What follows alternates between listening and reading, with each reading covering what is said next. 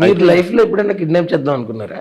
నేనైతే కిడ్నాప్ ఎవడో అంత డిస్టర్బ్ చేయలేదు దాకా అనుకోలేదు. మాక్సిమం ఎంటర్టైన్ వెళ్ళిపోయాడు.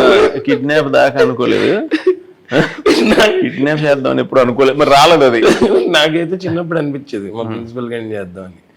అది కుదరక, అంటే మేం కిడ్స్ కదా అలాగంటారా, చేయలేదు. కానీ మాకు ఎలాంటిదంటే ఏదైనా స్ట్రిక్ట్ లెక్చరర్ ఉంటే, మాకు ఎగ్జామ్స్ జరుగుతూ ఉంటే, ఆయన అసలు స్ట్రిక్ట్ గా ఉంటాడు కదా, ఆయన అసలు కనీసం మన ఇలా కూడా తిరగనివాడు. ఆయన ఎంతో కొంచెం సపోర్ట్ లేదు, మనం ఏమో మనకి ఇలా ఇలా కొంచెం ఏదైనా ఇటు ఒకడు ఇది ముందోడు కొంచెం 10 ఇచ్చి 5 రాయమంటారు కదా, అప్పుడు ఈడొకటి 4 చూపించేస్తే అట్లీస్ట్ పాస్ అయిపోతాం అనే కాన్సెప్ట్. స్ట్రిక్ట్ వాళ్ళు వచ్చారనుకో, అసలు ఆడు ఇక్కడ తిరుగుతా. అందులో నాకు మంచి పేరు ఉండేది, కొంచెం గ్యాప్ ఇస్తే లాగేస్తారు ఎక్కడో చూడాలి వాళ్ళు. అంటే పుస్తకాలు పెట్టలేదు అంతే, నేను ఆల్మోస్ట్ అన్ని. అయ్యో చెప్పులకి అసలు పాకెట్లు కుట్టేసుకుని, సోలాపూర్ చెప్పులకి లెదర్ పాకెట్లు కుట్టేసుకుని వెళ్ళిపోయి కూర్చున్నాను. ఇప్పుడు అంత స్కానర్లు అయ్యి లేవు కాబట్టి టెక్నాలజీ చాలా బాగుంది అసలు. అప్పుడు అంటే భయపెట్టేశారు.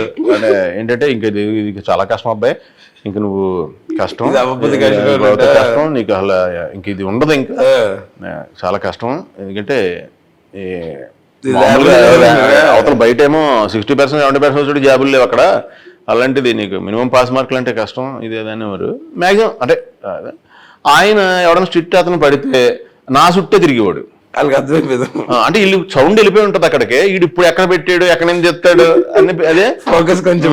ఎప్పుడు రే ఎగ్జామ్స్ జరిగిన వాళ్ళు